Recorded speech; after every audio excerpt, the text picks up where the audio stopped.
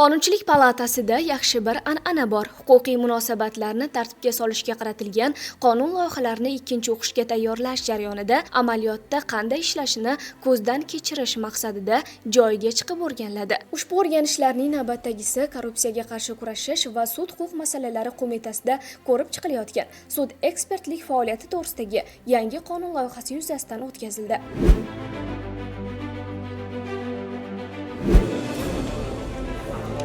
Qo'limda turgan ushbu valyutani haqiqiy yoki soxta ekanligini aniqlash jarayonidamiz. Deputatlarning navbatdagi manzili Xadicha Sulaymonova nomidagi Respublika sud ekspertiza markazi bo'ldi. Deputatlar muassasani ko'zdan kechirish davomida ekspertiza jarayonlari innovatsion texnologiyalar asosida olib borilayotganligiga guvoh bo'lishdi. Har bir ekspertiza jarayonida deputatlar mutaxassislarga o'nlab savollar bilan yuzlanishdi. Mana yerimni olib qo'ydi, qaror chiqdi bu. Keyin shunda arxivdan hujjat olganimizda afsuski nusxasini topamizda. Militsiya ham ish qo'zatmaydi, toki originalni bermasa edi. Mana soxtalashtirish bilan ish qo'zata olmayman. Original topib bersa, original topib bo'lmaydi uni. Shu bilan o'sha yerda jinoyat ham ochilmay qoladi, chunki original topsanglar qo'zg'ataman deydi. O'sha kopiyasi bilan qilib bo'lmaydimi, aniqlab bo'lmaydimi? Ekspertiza turlari bor, mana shu bizda ham ba'zi bir tadqiqot turlarimiz bor. Bunga o'z-o'zidan original kerak bo'ladi. Chunki biz o'zimizdan so'raymiz, bu huquqiy tarafdan uni tasdiqlashning sifatida emas, original kerak yoki emas. Tadqiqot uchun o'z-o'zidan shu original talab qiladi. Masalan, bo'ladigan bo'lsa, original bosilmagan bo'lsa biz uni solishtira olmaymiz. Xadicha Sulaymonova nomidagi sud ekspertiza markazida o'tkazilgan o'rganishlarda mutaxassislar olib borilayotgan ilmiy izlanishlar haqida ma'lumot berib o'tishdi. Shuningdek, markazda sport bilan shug'ullanayotgan yoshlarni DNKsini tekshirish orqali qaysi sport turi aynan ular uchun ekanligini aniqlash imkonini beruvchi amaliyot ham o'tkazilayotganligini aytib o'tishdi. Bundan tashqari muhokama jarayonlarida mavhum jinoyatlarni ochishda yordam berayotgan ekspertiza jarayonlarini qay tarzda olib borilishi haqida ham bir qancha ma'lumotlar berildi.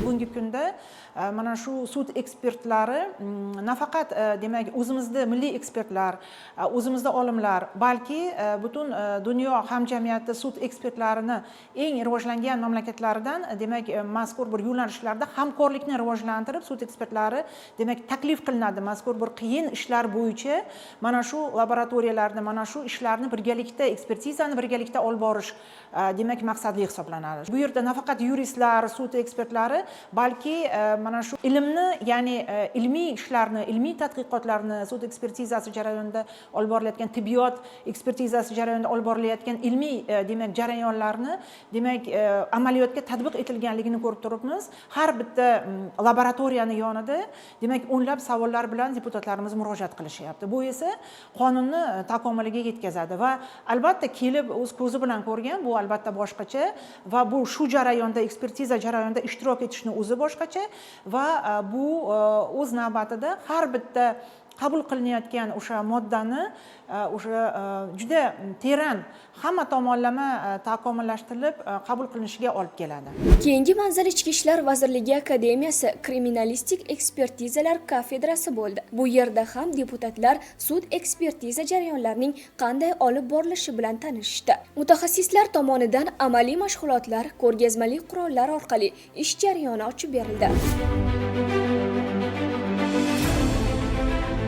Bugungi kunda 5 ta subyekt nodavlat ekspertlik faoliyati bilan amalga oshiryapti. Ular faoliyati bilan ham tanishamiz va shu bilan birga tanishuv jarayonida deputatlarimiz tomonidan qonun loyihasidagi o'zlarini qiziqtirgan bir qator savollarni berishdi. Yangi institutlar kirib kelyapti qonun loyihasida. Misol uchun validatsiya degan yangi bir munosabatlar tartibga soladigan yangi bir institut bo'lyapti. Shu bo'yicha ham ko'plab savollar bo'ldi. O'ylaymizki, ushbu qonunning qabul qilinishi kelgusida birinchi navbatda mamlakatimizda ekspertlik faoliyatini olib borishda raqobat muhitini rivojlantiradi. Ya'ni faqatgina davlat ekspertizasi emas, balki nodavlat ekspertizani ham rivojlanishi raqobatni kuchaytiradi. Bundan tashqari narxlarning tushishiga erishadi. Ya'ni endilikda qonun loyihasi bilan har qanday jismoniy va yuridik shaxslar u bemalol murojaat qilib o'sha nodavlat ekspertlik muassasalariga tegishli xulosalarni, ekspert xulosalarini olish imkoniyati paydo bo'ladi. Ayrim hollarda daraxt kesganlik uchun javobgarlikdan qochish maqsadida daraxtning quriganligi vaj sifatida ko'rsatilayotgan holatlarga ham duch kelmoqdamiz. Mutaxassislar bunday hollarda daraxtdan namuna olib, ekspertiza jarayonini amalga oshirish orqali kesilgandan oldingi holati qanday bo'lganligini aniqlash imkoniyatini beruvchi amaliyot ham o'tkazilayotganligi haqida ma'lumot berishdi. Ekspertiza turlari bilan tanishganimizda dendrologik ekspertizani ham ko'rib o'tdik. Ya'ni daraxtlarda ko'p ijtimoiy tarmoqlarda ko'ryapmiz. Oxirgi paytda daraxt kesilishi, daraxt qurib qolganligi sababli kesildi degan vajlar bildirilyapti. Shu holatda ham demak ekspertiza o'tkazish imkoniyati mavjud ekan. Ya'ni kesilgan daraxtni shu ekspertiza natijasida qachon kesilganligi, u qancha yoshga kirganligi, umuman kesilishiga sabab nimadan iborat, ya'ni haqiqatan ham qurib qolganmi, qurib qolmaganmi, shu kabi savollarga ham demak ekspertiza jarayonida javob topish imkoniyati bo'lar ekan. Xalq vakillarining bu galgi o'rganishlari davomidagi so'nggi manzil Proex nodavlat sud ekspertiza tashkiloti bo'ldi. Ushbu tashkilotning asosiy faoliyat yo'nalishi sud ekspertiza xizmatlari, ya'ni jinoyat, fuqarolik hamda iqtisodiy sud jarayonlarida qo'llanilishi mumkin bo'lgan mustaqil ekspertizalarni o'tkazish jarayonlaridan iborat. Bunday muhokamalar qonunlarni tayyorlash jarayonida ochiqlik va samaradorlikni ta'minlaydi hamda bevosita amalda qo'llaniladigan qonunlarni ishlab chiqishda muhim ahamiyat kasb etadi.